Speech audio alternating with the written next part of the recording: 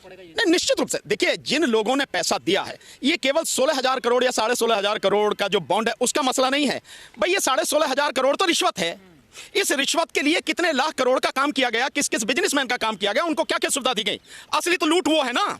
वो लूट सारी धीरे धीरे सामने आएगी। जो इन्वेस्टिगेटिव जर्नलिज्म है, जो लोग लगे हुए हैं, उन लोगों ने जब ये सारी चीजें खोज के निकाल ली हैं, तो जैसे ये चीजें आएंगी सामने, पता लग जाएगा कि किस बिजनेसमैन ने कितनी रिश्वत दी है और उस बिजनेसमैन को कितने लाख करोड़ का या कितने हजार करोड़ का फायदा मोदी सरकार ने दिया है। और जब ये सारी चीजें आएंगी तो इलेक्शन से पहले का जो हर चीज को छुपा रहा है उसका नंगा हो जाना जनता के सामने, असर पड़ेगा इसका, और बहुत गहरा असर पड़ेगा। इसलिए ये सारी की सारी चीजें छुपाई जा रही हैं। और इसके साथ और भी मैं बता रहा हूं, अगर जिस तरह से कोर्ट ने ये किया है, ईवीएम के विषय में भी अगर ऐसा ही फैसला आ गया तो सरकार पूरी तरह से नंगी हो जाएगी, भाग जाएगा देश छोड़ के, मोदी भाग जाएगा देश छोड़ के, क्योंकि 40 से ज्यादा सीट मिलेंगे नहीं। ये जो गोदी मीडिया है ये सारी ताकत भी लगा लेगा तो भी उसे रोक नहीं पाएगा, छोड़ के भाग जाएंगे इस देश को।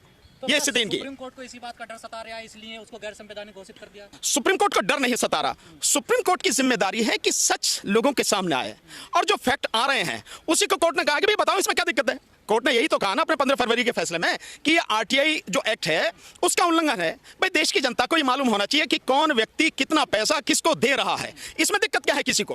भाई पहले भी ट्रस्ट बनाए गए हैं, इलेक्टोरल ट्रस्ट बनाए गए, उनके माध्यम से भी पैसा दिया जाता रहा है।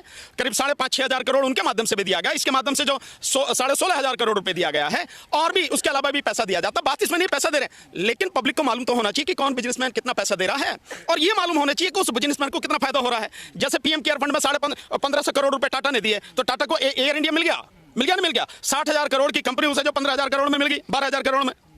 ये फायदा जो है, ये चीजें ऐसे सामने आएंगी कि किस किस को कितना फायदा दिया जा रहा है। इसलिए सरकार जो व्यक्ति अपने आप को बड़ा धर्मात्मा समझता है, और अब तो उसे घोषित भी कर दिया कि विष्णु का अवतार है वो, तो जो विष्णु का अवतार है वो जनता के सामने बेईमानी करता हुआ पकड़ा जाएगा, नंगा हो जाएगा, तो उसकी अवतारगिरी सारी निकल जाएगी।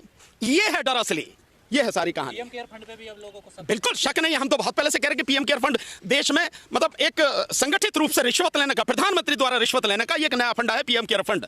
नहीं तो पता लग जाएगी कैसे कैसे पैसा लिया गया। जिन